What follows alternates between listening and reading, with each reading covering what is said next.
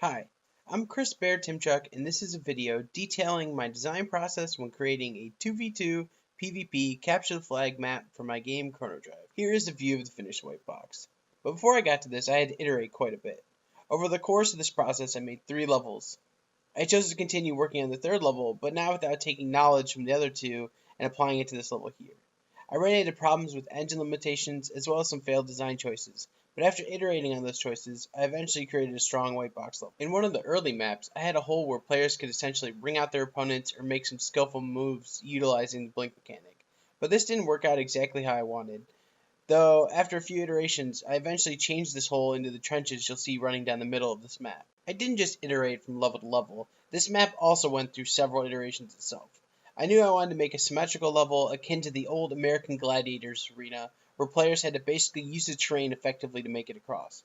So I took that idea, paired it with Chrono-Drive's blink mechanic, and worked on melding those two ideas together. A few iterations later, and we have this, which includes skill jumps, blink platforms, microcover, as well as stairwells. Keeping the blink mechanic in mind, I also need to make sure that I could satisfy multiple player types. So I designed a space that would work well for players that preferred the spray and pray gun style, as well as the semi-automatic sniper playstyle.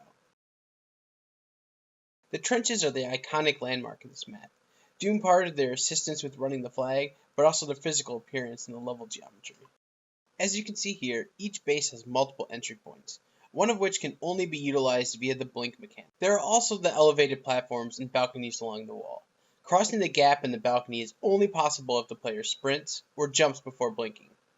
Something that was shown while playtesting this map is that having a few skill jumps allows the players to feel accomplished as they gain mastery of the level. We have a lot of great stuff going on in this level, but we can always keep improving. From here, I would begin working with the artist to ensure that the fundamentals of the level stay intact as we begin working on the assets for the level. Thank you for watching, and I hope you have a chance to play the level once it's done.